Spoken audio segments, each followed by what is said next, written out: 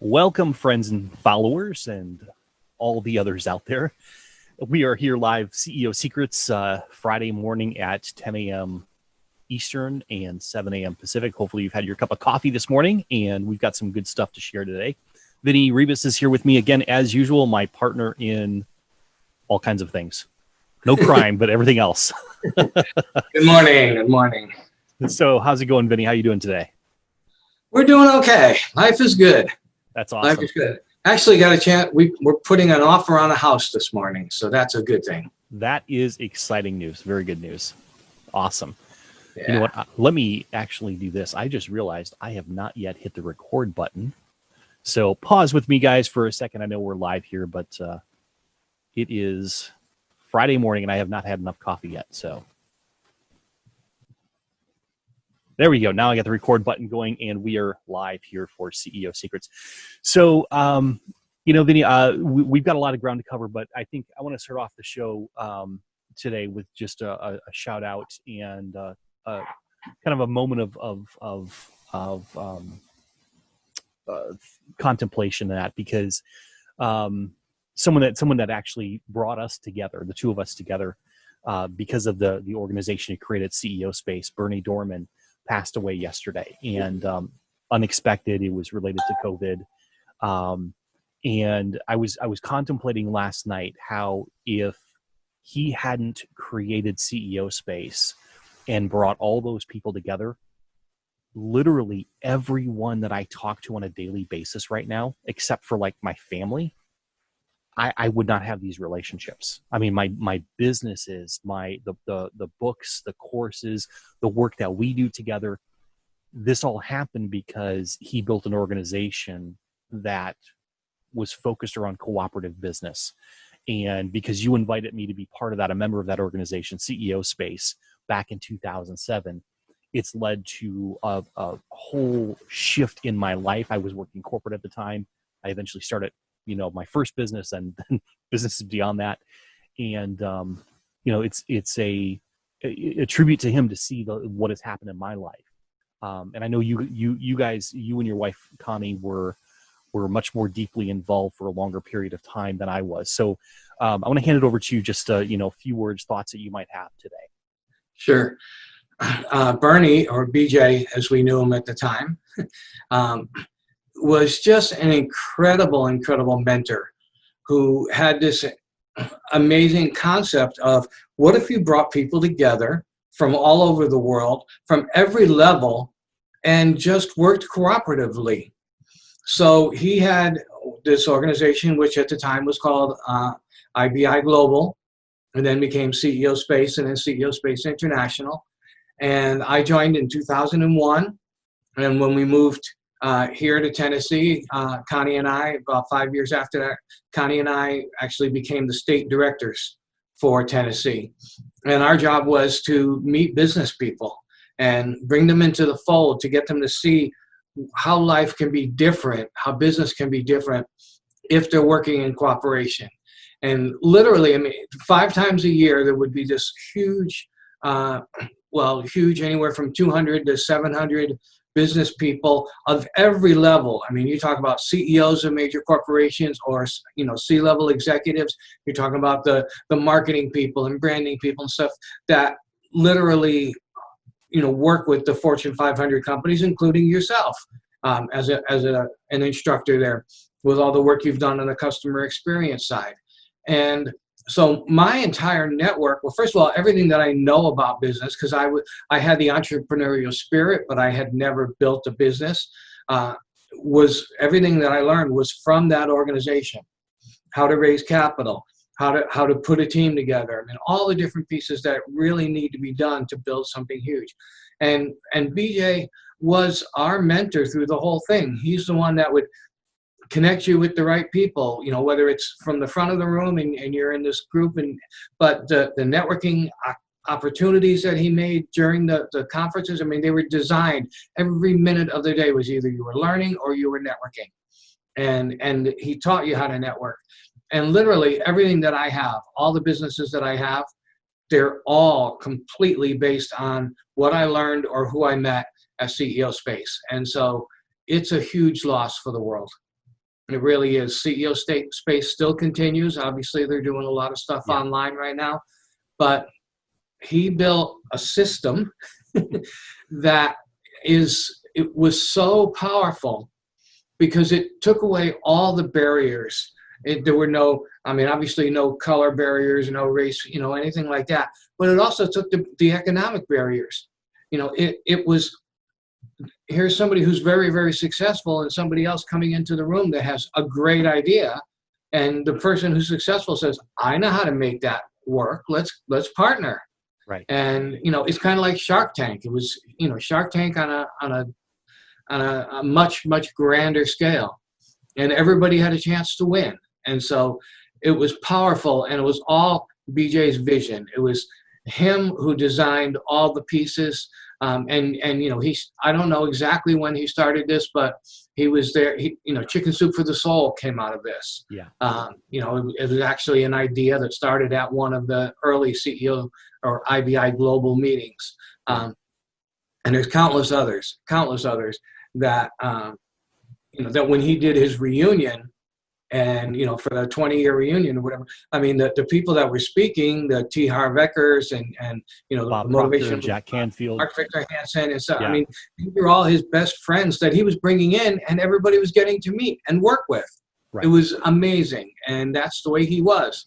And because of that, he touched so many lives, and it's definitely a big loss for the world. So, BJ, we love you. Yeah, it's we send our love out also to September and the family there, because it's a loss for them as well, very personal loss for them. So thank you, Vinny, for sharing that. And again, just want to reiterate the work that we do here is so much modeled on what we learned from him and from CEO Space and the different instructors and leaders, and that I've got the privilege now of being an instructor with CEO Space, and it's something that I deeply appreciate. I can tell you that the first, you and I met back in October of 2007, actually at a book fair where you had CEO Secrets, the book, and I had a children's book that I was promoting at the time that I had just written, and we got talking about business, and I was in corporate at the time, but then December was when this great reunion was that you were just talking about, and I had just read Jack Canfield's, Success Principles book. It was the first personal development book I'd ever read, and I had read that in the spring of 2007. So I was like, wow, an opportunity to meet Jack Canfield. Well, that would be fantastic. And then there's Bob Proctor and there's all these other people that I began to learn about at that point, but I had no idea who they were really prior to that. And so it was a 9-day event. I mean, out there for 9 days. That's a life-changing event. It was like, I thought it was going to be interesting and educational. It was life-changing. And what that did for me, the path that took me down, all I can say is I would not be who I am today or where I am today if it had not been for that and for the two of us coming together at that point in my life. So deeply appreciate. I cannot say enough about that. So yeah, it's an amazing ripple effect that's going to affect generations. It already has, and it will continue to affect many generations in the very trajectory of human history. And I don't say that lightly. I really mean that. If you just look at Chicken Soup for the Soul, one thing that came out of there, look at the impact that's had on the world. But you could go beyond that to many other things. So with that, we keep him in our thoughts. We keep the family in our thoughts and prayers. And if you're out there and you knew Bernie, we hope that you feel the peace and love of the community and the family of CEO Space. So let's move on. Let's jump into the topic we're going to talk about today, because again, this is something that has this whole idea of the principles that we're going to be sharing over the next several weeks here are things that we both picked up on in running our businesses. They're things that we picked up on while consulting for other businesses, whether it was solopreneurs or startups, all the way up to the Fortune 500. These are principles that you and I spent a lot of time over several years discussing and trying to really, it's almost like, what are the first principles of a business? And that's really what we're talking about here. Yeah, I see. I've got a comment here from Blair Collins, who I actually met in April, I believe it was, at CEO Space, the virtual session. He says, "Great man, what a loss." So referring to Bernie, absolutely. So the first principle, Vinny, what is principle number one of these principles that govern every business? Well, the first principle is I view my business as a system that turns ideas into values equivalent to the desire of all involved. Or we've actually worded that a little bit. I view my business as a system that turns ideas into value that exceeds the desires of all involved. I actually have it hanging up on my wall here because I want to watch it, look at it every day. And so that's a mouthful. That is a mouthful. So and we're gonna talk about this today. We're gonna go deep into this today. So if you're with us here as we kick this off, let's just start with this piece of it. We'll come back and talk about the whole thing, but let's just start with my business is a system, or I view my business as a system. Let's talk about that piece of it to start with here. So what's your take on that? Why do we look at business as a system? Well, so many people tie their identity and their income directly to what they consider their business, which is often the physical business that they have, and they consider that to be the end all. And if something happens to that, then they've lost their business. And in light of what's going on with COVID-19 right now, this is a huge principle. It's a huge principle because people have lost their physical structures in the sense that they're not able to open and stuff like that. But there are so many things that are behind that enable them to either continue running the business or to rebuild the business. And it's not about the physical building. It's not about that. There's a whole lot more to it as far as your ideas and your intellectual property and all kinds of things like that are the systems that you put in place to build something.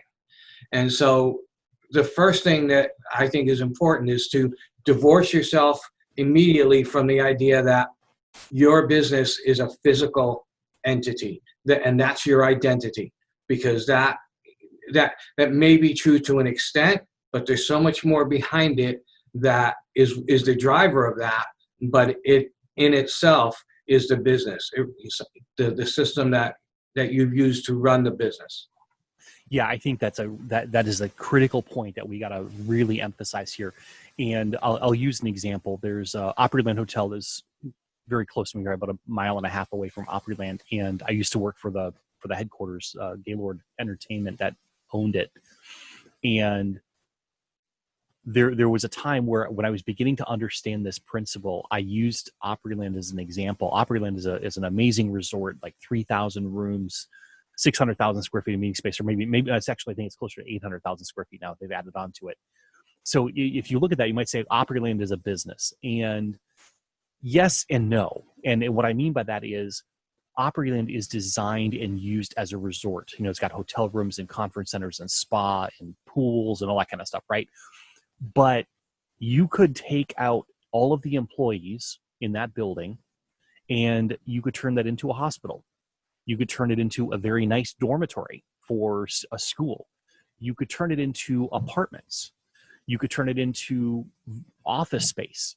So you could turn it into virtually anything, because the building itself is not the business. The building is an asset used by the business. Now, the building is designed in a certain way. That goes back to this whole idea of systems. So right now it's designed to be used primarily as a hotel. That's the way it's best designed for. But with some modifications, it could be designed for something else, right? All of the employees, the reason I had the employees walk out the door, if you will, in that example, is all of the employees believe it's a resort. And so because they believe it's a resort, their perspective of it is this is a resort and this is a system of how a resort works.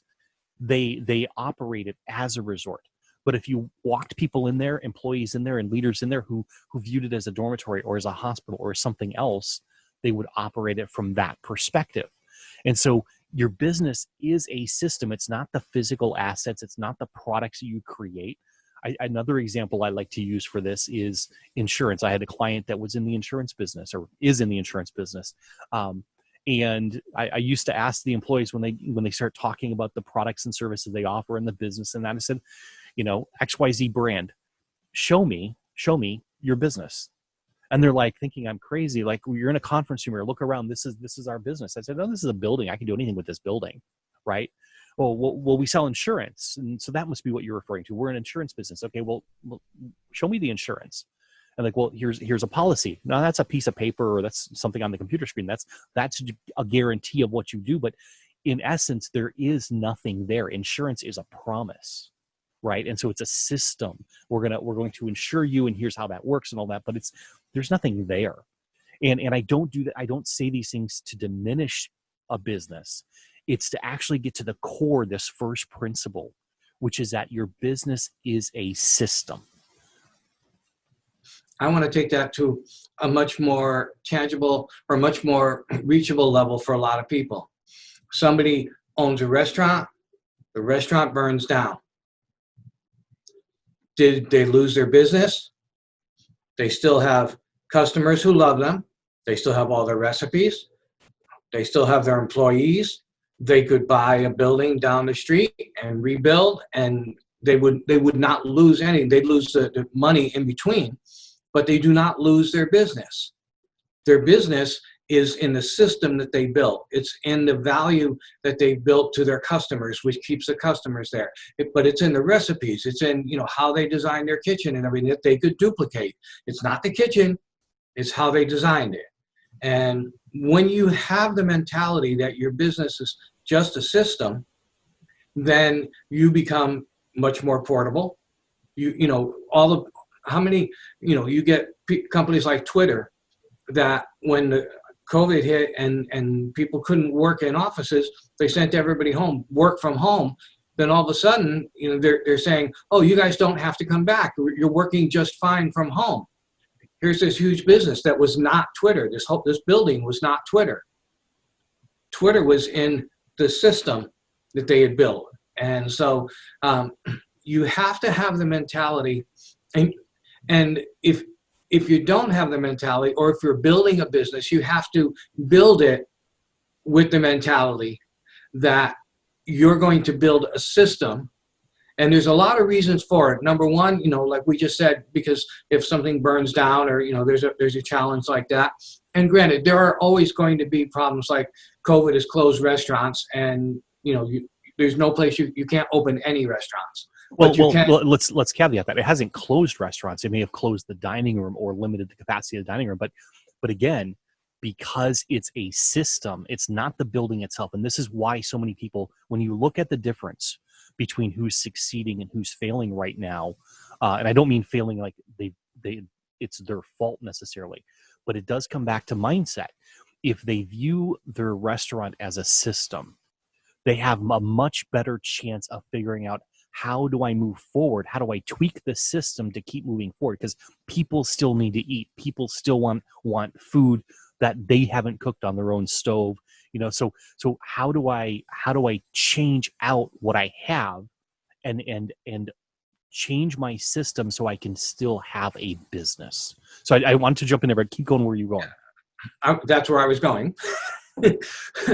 But and there's there's a lot of solutions. Maybe they're not as economically viable, but people are doing takeout. I look at restaurants like Marie Callender's, who has packaged all of their foods and they sell it in retail stores. And so, they have taken their system of what works and they've put it into a different system. It's when you build your company knowing that it's a system, then it becomes easily duplicatable. You talk about franchises. What is a franchise? A franchise is not the physical location. The franchise is in the book and the training and everything that teaches somebody how to run something that is profitable, that is already proven. It's a system. You're buying the system. You're using the building, but if something happens to that building, you can take it down the street or downtown, whatever, to another town, you can use that system over and over again. You can duplicate it. You can grow it faster because it is simply a system. You don't have a physical outlay of buildings and stuff. I'm not saying you don't need that. I'm just saying that you're not tied to, if something happens to the building, if the septic tank goes, you've absolutely lost everything. That is not the case. And if you really look at your system and what it is that makes you successful, and figure out a way to basically document that system, so that you could duplicate that. You could move it somewhere else. You could take it home. You could run it from home. I closed my office for 3 months, and worked from home. And, I did lose a few clients and I gained a few clients. I didn't lose any income. My system was exactly the same. Thank God for Zoom. And now we're building a better system. You and I are building a better virtual system because it is a system, and we can build something that is duplicatable, that is scalable, that, because we're basing it on the system, not on anything physical. Absolutely. I think that's a great example. I mean, we've taken a lot of what we do and moved it online, move it into an environment where you and I, we actually, let's go back 7 or 8 years ago. We actually recorded a lot of this content, and we did it literally sitting across the desk from each other, very much like you'd see a podcast done if we had a studio, right? That we would go into the studio and we record this content, and we shared it in a different method, different means, different media. But today, look at what exists now. We can go live on Facebook. We're sharing the same content. We're building our businesses the same way. It's because it's a system. And so it's a matter of, hey, wherever we've got a microphone, wherever you and I can meet, whether it's virtual or in real time and space, we can still do these things. And so it doesn't matter what the business is. And, what matters is that it's a system. Now, there was a couple words that came before. I think we've established the whole idea of a system here. If you've got questions, you're on Facebook there, or you're in the replay, throw your questions out there, and we'll definitely answer those. I'll come back to this and answer questions on the replay if we need to. So there was a few words that came before my business is a system. What were those words, Vinny? I view. And this was a critical ad that we made, because initially we said my business is a system, which I believe is true. But the difference is the mindset, and that it's so critical to understand that my mindset, I view my business as a system, because if you don't have that mindset, you're not going to have the ability to be resilient when something happens to you. You would say, gosh, my business is a system, but it requires X, Y, and Z and all these physical assets to do all these things. But the moment you say, I view my business as a system, it then gives you this ability to step back and say, well, how else could I do this? If I didn't have these physical assets or these things here or these people, what could I do? So let's talk a little bit more about the mindset side of this. Well, I think you're hitting on a really, really critical aspect of being a CEO or being an entrepreneur, because a lot of people have an idea, and we'll get to the idea part of it, but have an idea and want to build something, and they're not looking at it from the system perspective, and they're not taking that 360 or that 30,000 foot view and saying, what is it that I want to do that will bring value? And they're tied into literally the dollars and cents of the building, of, I have to have these colors, I have to have this, I have to have that. And it's like chains. It can absolutely tie you down when you are literally tied to something like that. But when you have a view, everything about the business that makes it successful comes from here, not from here, not from your hands. It comes from here. It translates to your hands. This is how I cook the meal. This is how I build the house. But it's got to be up here. It's got to start up here. And if you're looking at your business where you feel like you're physically tied to it, and so many people are, they're shackled by it, and it's why they get burnt out. It's why they get really frustrated when something goes wrong, when, especially if it's something that's kind of, pretty serious. There's a big difference between being able to rebuild a business from the physical perspective and being able to recreate it, reinvent it if you want to eliminate that part of the business that was a problem or something. Because it's up here. It's you're making the mental choice to have this huge view of your business as something that is intangible. It is, but it has tremendous value.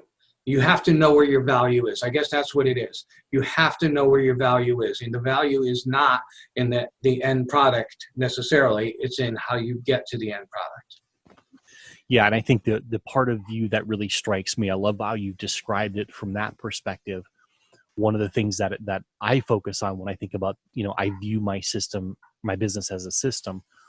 I think about the fact that, coming from a vision perspective, where I can look at any of the businesses I've built over time and look at them and say, you know what, there's no point in time where what I envisioned that system to be was operating perfectly.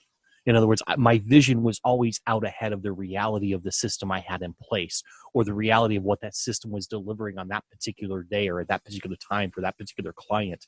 So from a view perspective, I view my business as a system. That means my vision is always out ahead of me, further out than where I am right now. It's like, I imagine it's like I'm walking down the street and I can see where I want my business system to be 6 months from now, maybe next week, maybe in a year from now. And so that perspective is that my mindset is always focused on the future of where that system is going to be, and not just on where it is today. So that's kind of my take on this whole, but I love the idea of the mindset and that forward-looking vision. Well, and what you're saying is really critical, because when you look at it from a view, you're looking at the big picture that you see and how you're going to get there versus the minute steps that it takes to get there. And so for a lot of people, the vision isn't in the one restaurant. It's in the idea that we're going to build 500 restaurants over the next 10 years. We're building something that's duplicatable. Or, it's not in this, in writing a book, which, the physical book is not your business. You may be an author, but the physical book is not your business, because if the book burns or you lose the book, you still have a business. You still have the knowledge and everything. So it's in, what am I going to do with my system? How, and, what author writes a book?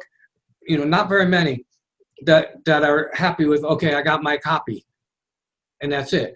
They have bigger ideas. They have bigger thoughts. And so they're, you're thinking about the system of getting it out there. You're thinking about the system of who you're going to reach and how you're going to reach them. And once you do that, then you've got something that has tremendous value, way beyond just the fact that you wrote a book.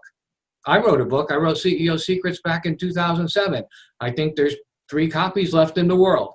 Does that make it a collector's item? No. What does it make it? A flop, in a sense. But to me, it was a success because it established me as an author.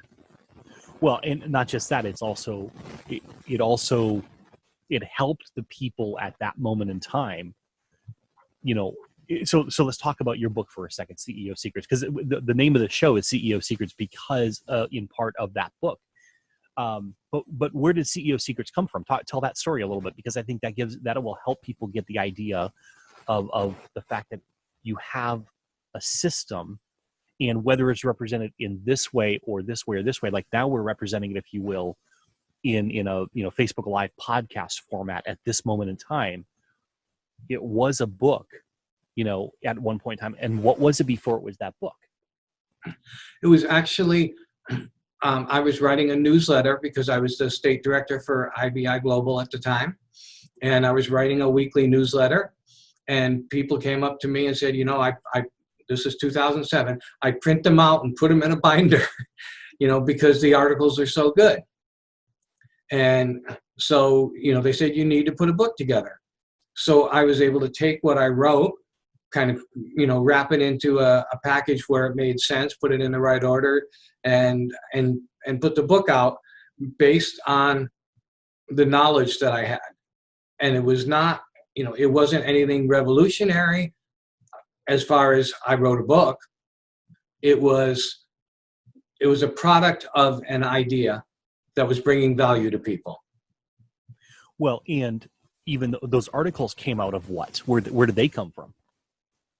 They came out of IBI Global and all the business people that we were meeting and all the entrepreneurs that we were meeting and coaching. And the coaching that you were doing and everything else. So yeah, that's kind of where I was headed. So it was like you took what was working in your coaching. You took the results that you saw people having. You said, okay, how did they get here?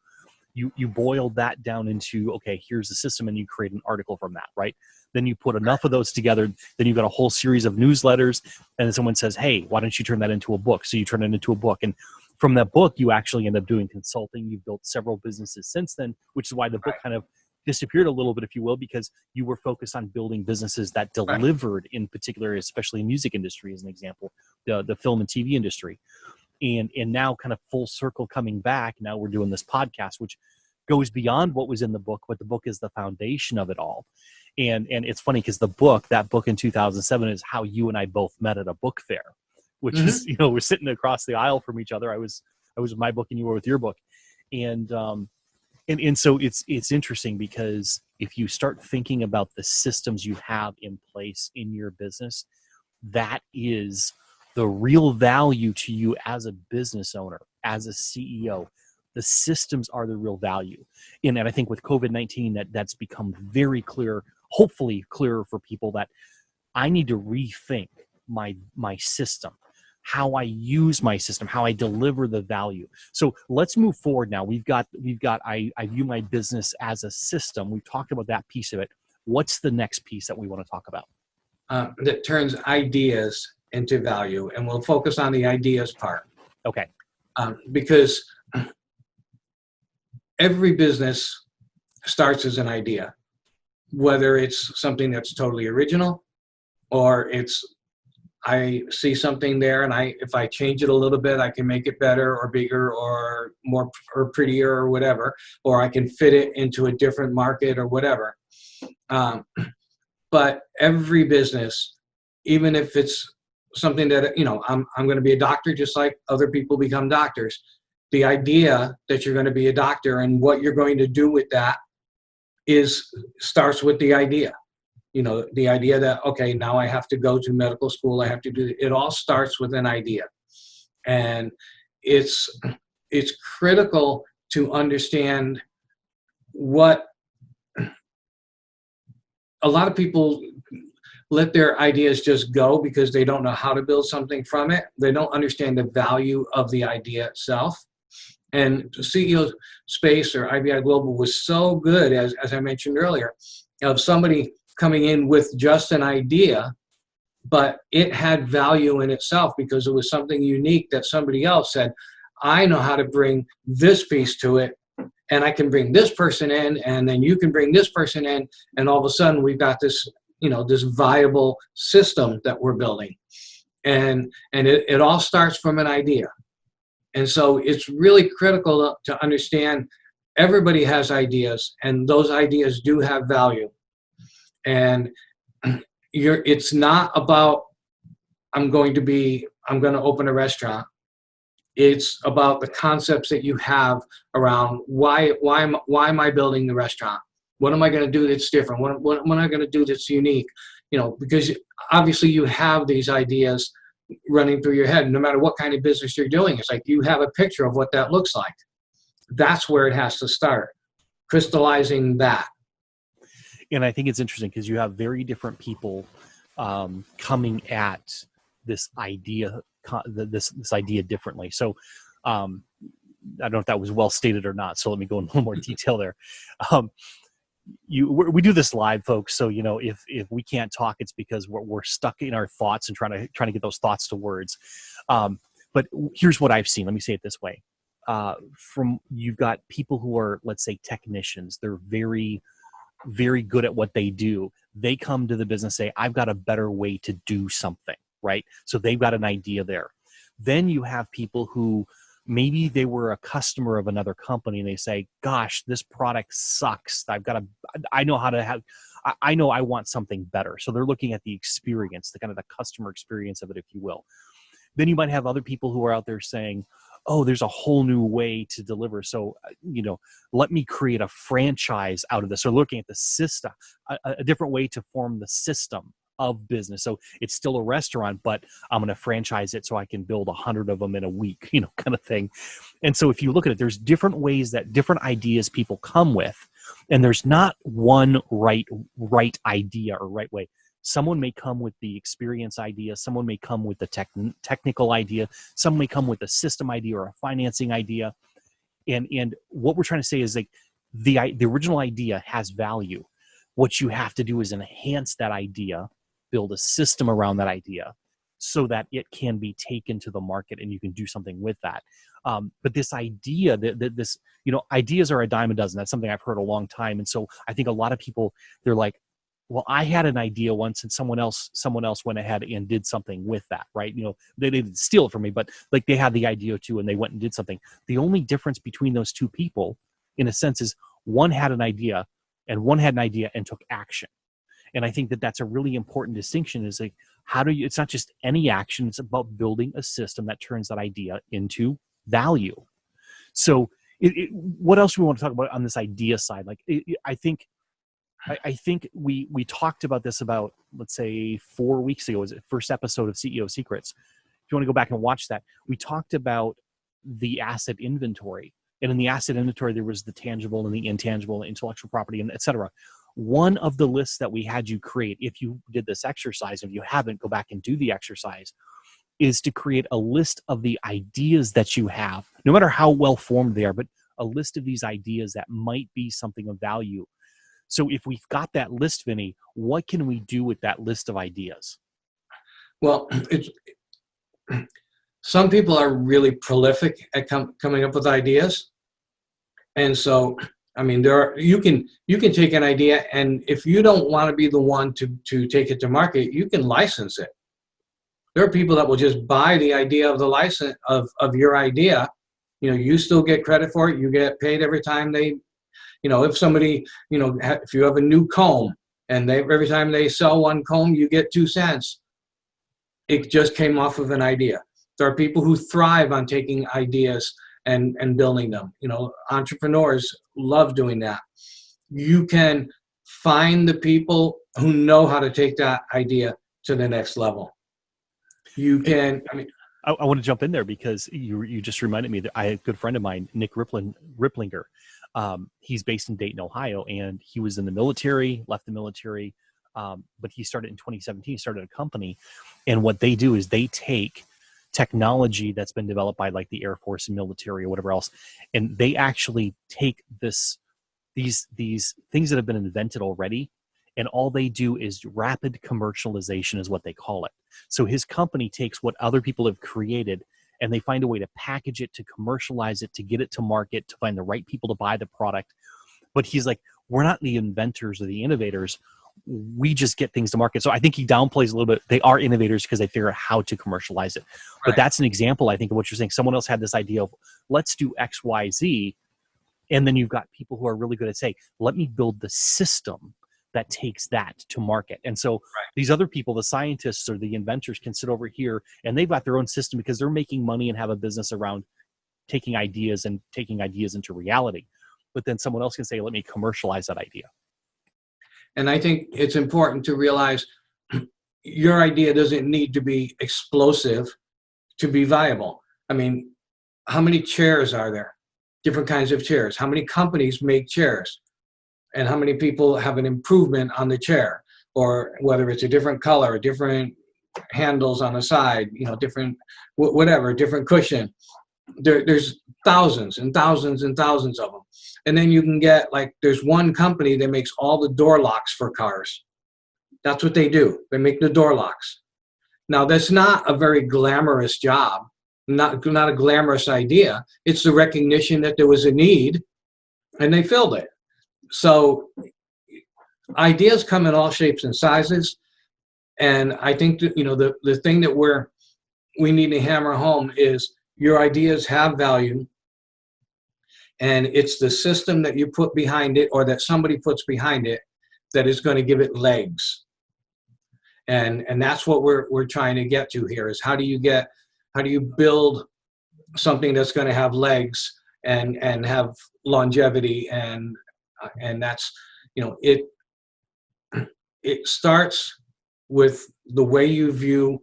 Now it's how you view your ideas and the system that you build behind them. Absolutely. And the big part of this is, I think you don't have to have the system that creates the ideas and takes those ideas to market and finds the way to distribute those ideas. In fact, in today's world, and we're going to see this more and more, it's only going to increase, that each of those pieces of the process to go from idea to marketplace, and then beyond marketplace, servicing that, like customer support, right? That can even be a different company. So you're going to have all these different businesses that all have perfected specific systems within the greater system of how an idea goes to market and is delivered and serviced. Absolutely. And I think that when you have an idea, I think one of the biggest challenges that people have is they don't share the idea because somebody's going to steal it. And I don't know if we want to get into a whole lot of detail with that, but your ideas do have value, but it's the idea itself isn't the value. Right. It's the system that you put behind it that will give it value. You can there are billions and billions of songs that are written, but many of them just sit on a shelf. They're written, and that's all there is. And they're copywritten. They are something that has value, but they don't have commercial value because no system has been put behind it to get it out to the public. Absolutely. And I think that is a really important point to make. You can have great ideas. Both of us, I mean, we're both creators, so we come up with ideas all the time. And there was this at one point in time, I remember having this conversation with you where it's like, I felt like I had all these ideas and they weren't going anywhere. And if I did put them out there, and I was going to run out of ideas. I actually had that as a block for a long period of time. Now look what we're doing. It's like we're having these conversations where anyone can tap into these conversations. In a sense, it's exactly the same thing that if you were to come in and sit down with Vinny and I across a conference table, when we could actually be in the same space, we would actually be having exactly the same conversation with you applied to your particular business. And we've done this with lots of people. And so giving these ideas away is not in any way actually reducing the value. It's actually increasing the value, because now more people are saying, oh, I never thought about my business as a system, et cetera. They haven't. So now they're saying, wow, there's a different way to think about this. And not everyone that's watching this or everyone that sees this down the road, but some of them are going to say, you know what? I need some help. And I don't want to do it myself, right? This is not a DIY. I need some expertise.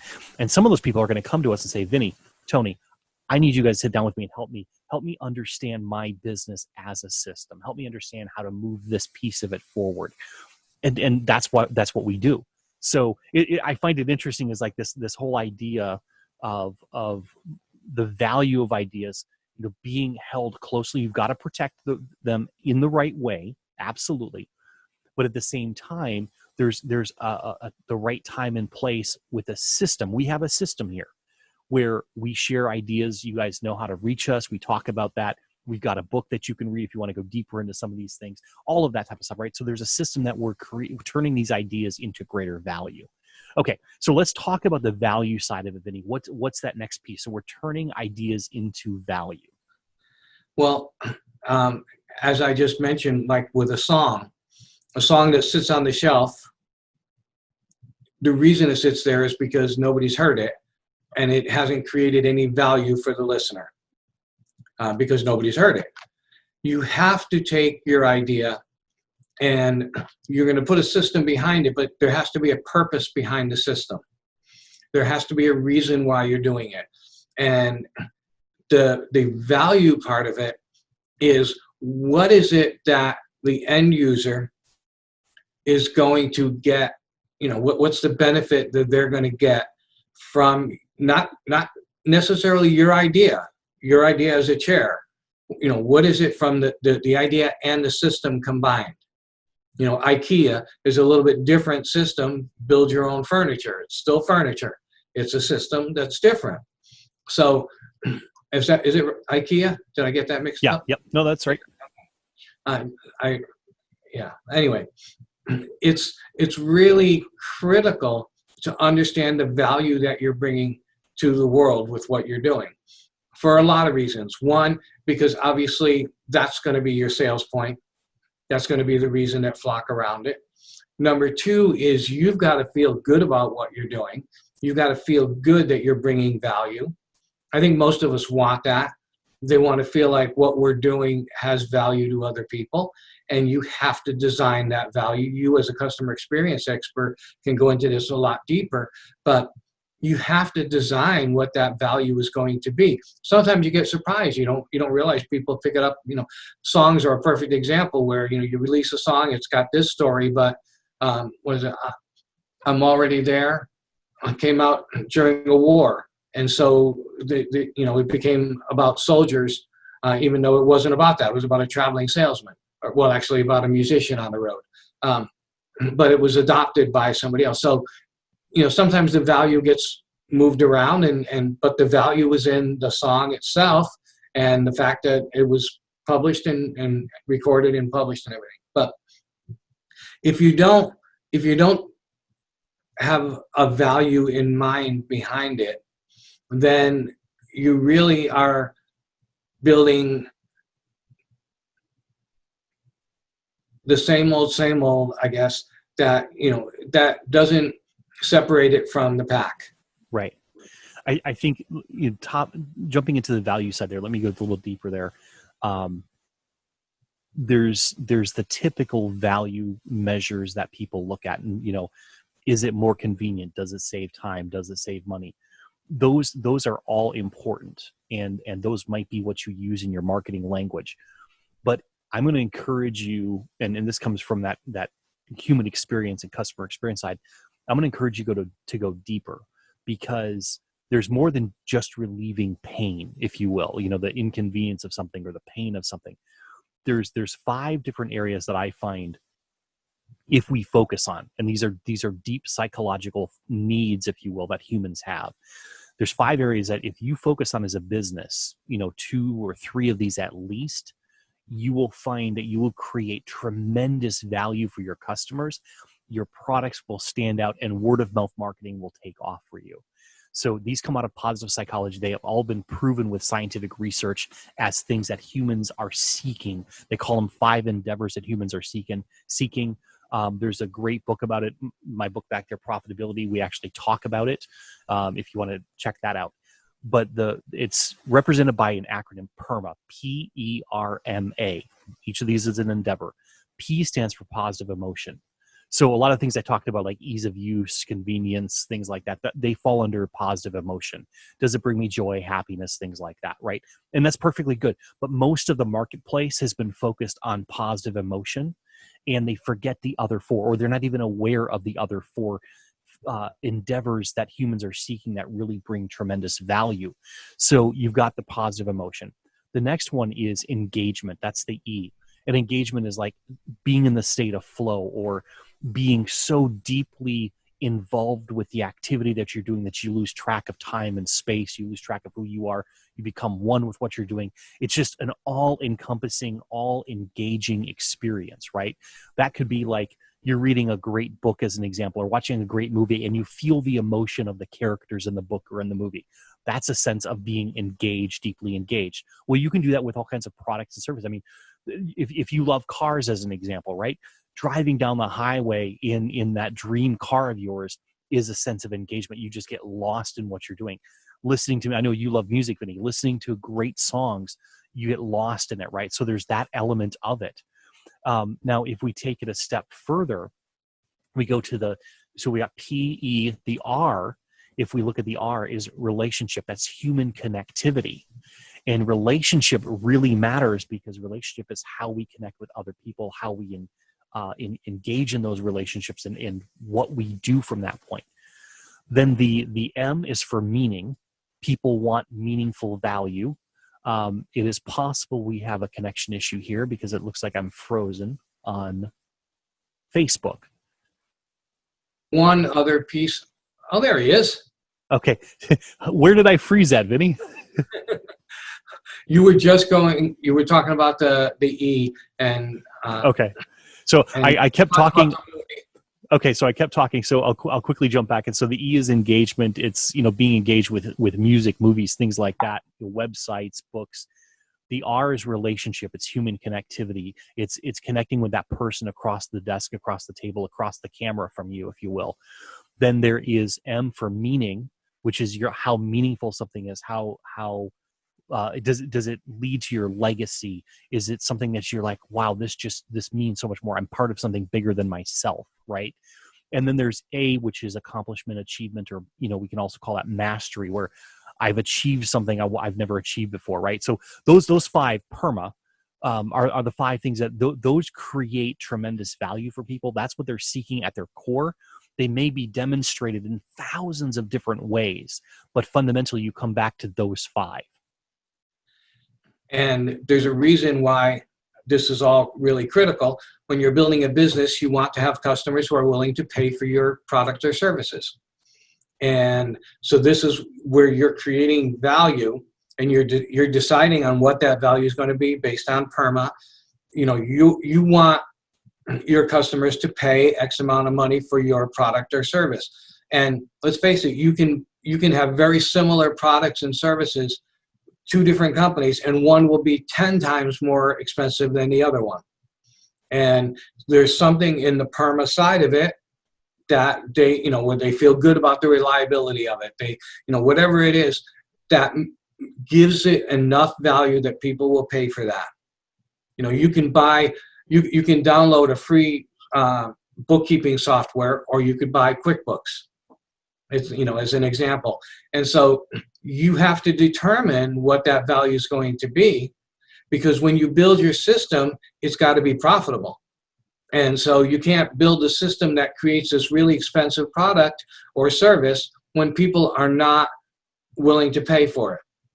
And so, and another example would be, you can go to restaurant, McDonald's, and get a hamburger, or you can go to a really nice steakhouse and pay 5 times as much for a hamburger, or you can go to a really exclusive place and pay 10, 15 times as much for a burger.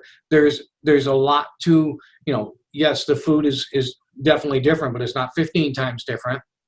It's the ambiance, it's the service that you get, it's the value that they have created with their system that the customers are willing to pay for. And value is determined not by the company. Value is determined by the customer. That's a critical thing. Absolutely. So let's take the steakhouse as an example. I may go to the steakhouse to close a business deal, right? And that's really valuable for me, and it's really inexpensive from the perspective of the deal I'm closing, right? I may go to a steakhouse as an example for a meaningful celebration in my life, maybe the birth of a child, or the anniversary, or a birthday, right? And there, because it's meaningful, that the M in PERMA, I think it's a great value. But am I going to go to the steakhouse every single day? Am I going to go to the steakhouse when maybe I've got, I'm on the road someplace, and my real value is getting to my destination? Am I going to stop at a steakhouse and take 2 hours to eat a meal? Probably not. I'll just go through the drive-thru and grab a burger and keep driving, right? So if you start to think about what is it that the customers are trying to achieve, what is that endeavor they're trying to fulfill right there, that'll give you an understanding of the value.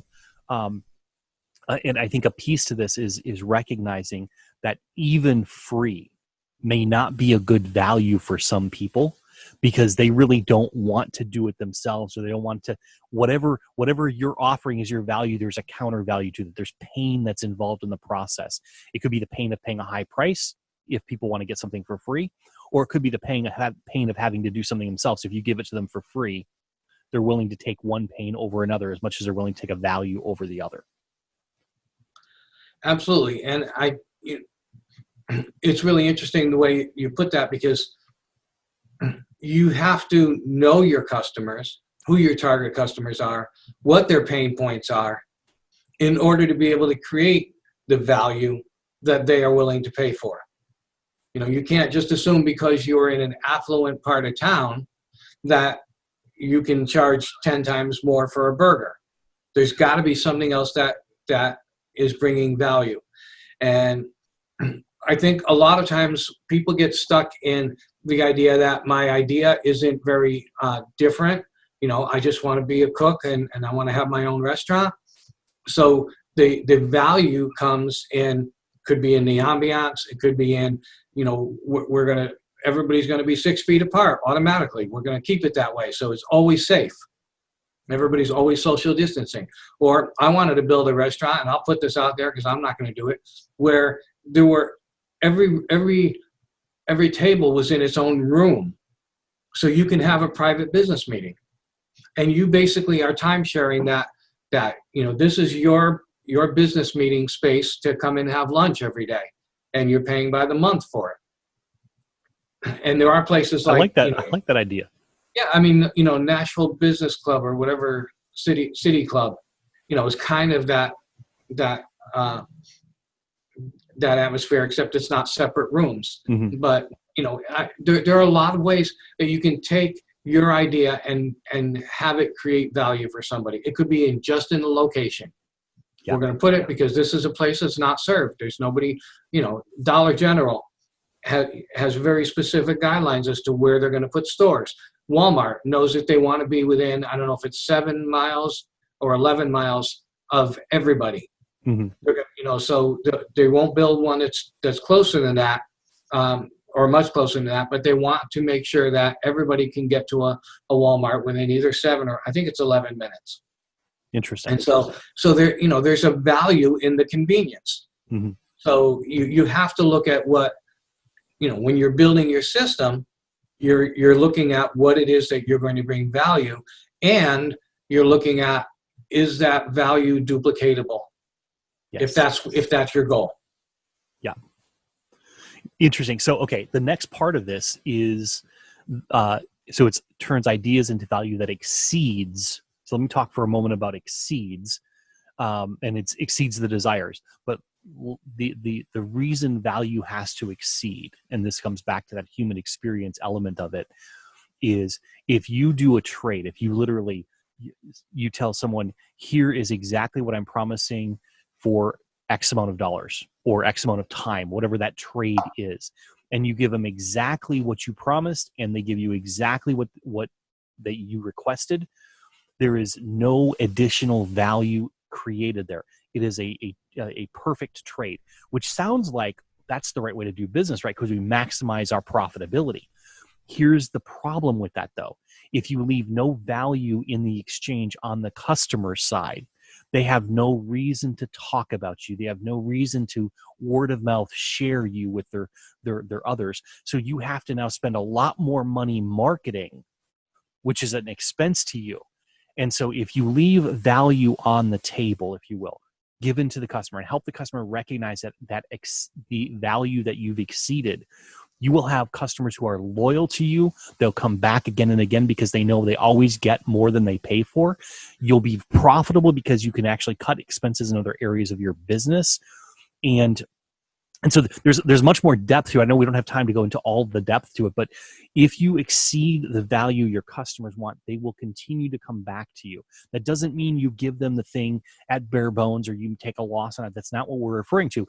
You are thinking about the 5 different forms of value, the PERMA, and you're saying, what can I deliver beyond just at the price I have? How can I give them an extra smile? You want to know what stands out in the hotel industry?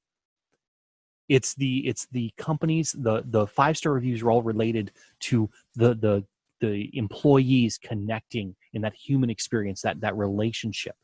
95% of 5-star reviews on TripAdvisor talk about a human being connecting with another human being. Go to the 4-star reviews, it's gone. And so that's an example where value is created not by something that costs you any money. It doesn't cost your employees anything to smile. You've got to hire the right people, you've got to train the right people, and you've got to encourage the right people. But that doesn't cost that much in respect to what you get in return for it.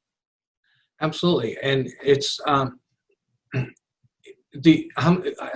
think about the fact that people will choose a company based on their tech service, their phone service, how easy it is to get tech support or something like that.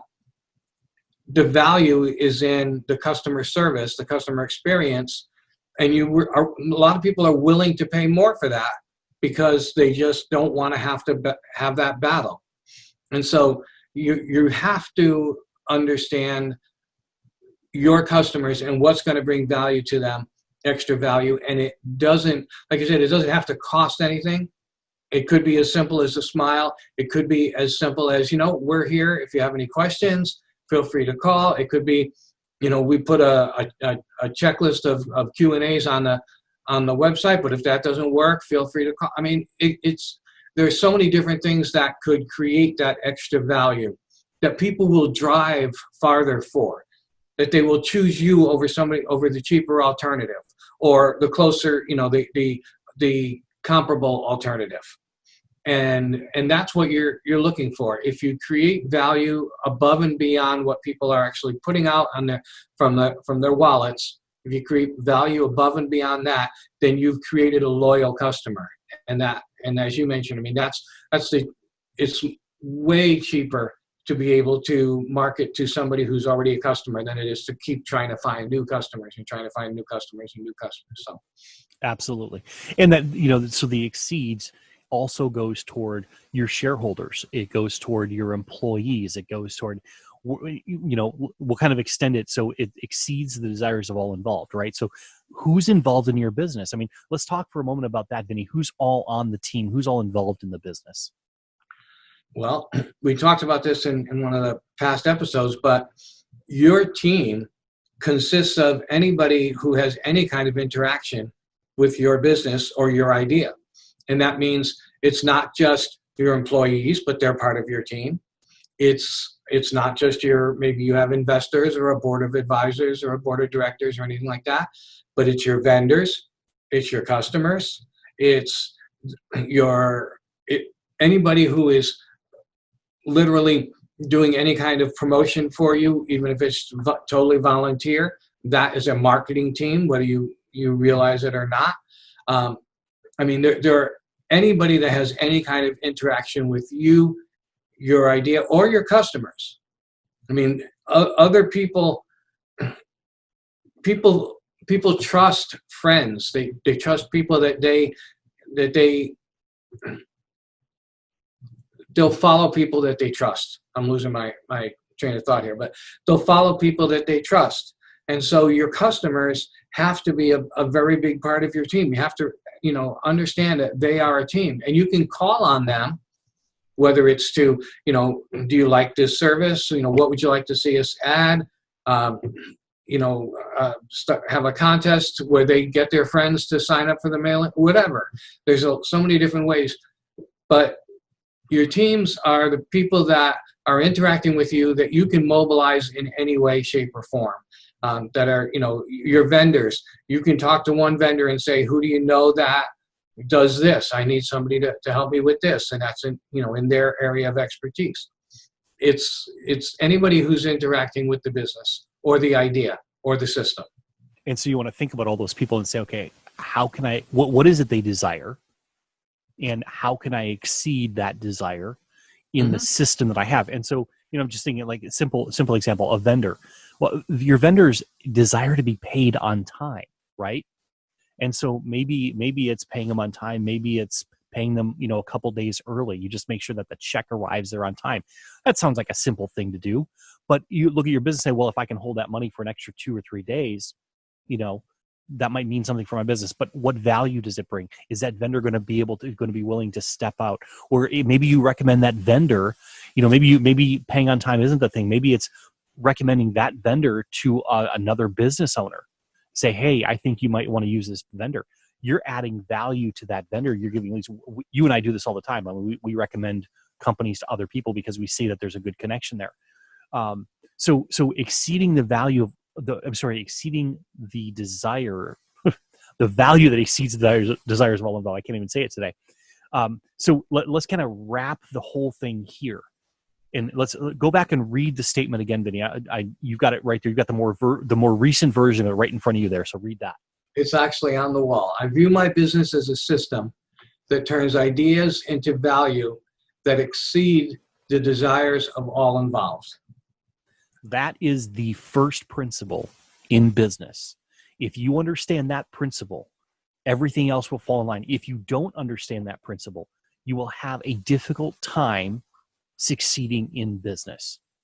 I mean, I don't know how else to say it any clearer than that. If you understand this principle, so if you just joined us, if you haven't watched the whole thing, or you're watching the replay here, go back and watch this whole thing. Take notes on it, because this first principle is by far the most important thing that we can probably teach you in this whole series of shows that we're doing here. Except for what we're going to teach next week. Yeah, that's even more important. No. But honestly, it's like, if you get this down and you understand this, where we're going to go from here is going to build. If you don't understand this, what comes next will not be as effective. It'll help you, but it won't be as effective as this particular episode. Absolutely. And if you have any questions at all about your business and what the system is and what the value is, please reach out. Please, we're here to help. Absolutely. So where can you learn more? We've got Vinny or Tony. You can reach both of us on Facebook, LinkedIn, all of those social media sites as well. Just search for our name. You can also check out leaderbridge.net/leverage. That'll bring you to the book that Vinny and I wrote together. It touches on how to move things forward, how to actually achieve things when you don't think you have enough to achieve things. That's the subtitle is Achieve a Lot with the Little You've Got. So if you want to check that book out, it's available on Amazon as well. Until next time, I think that is all we have. So, hey, Blair, thank you very much. Blair says, good stuff. Thank you, gentlemen. So thank you for being with us here, Blair. And thank you to all those others. We had several people pop in for a little while. And we appreciate you all being here. Next Friday, we're going to do this again, 9 a.m. Central. So that's 10 a.m. Eastern, 7 a.m. Pacific. I am still working on getting these time zones right. But next week, we're going to talk about principle number 2. So we're going to build upon where we've come from. Remember, there are 9 principles that we're going through. So come back, join us next week. Also, be on the lookout if you guys want to be aware of it. Shoot us a private message or comment here. If you want to know more, we're going to be posting these past episodes out there for you. I'm getting them ready to put them on YouTube, and we're going to put them on pinstripe.tv. We're also going to have them on leaderbridge.net. So we'll be announcing that. We just wanted to get a backlog so you guys can kind of binge watch if you want to, rather than just see 1 or 2 episodes at a time. Until next time, Vinny, any last words? Go forth and create value. There we go. I love it. And with that, we'll see everyone next week. Thanks for being here, guys. Bye.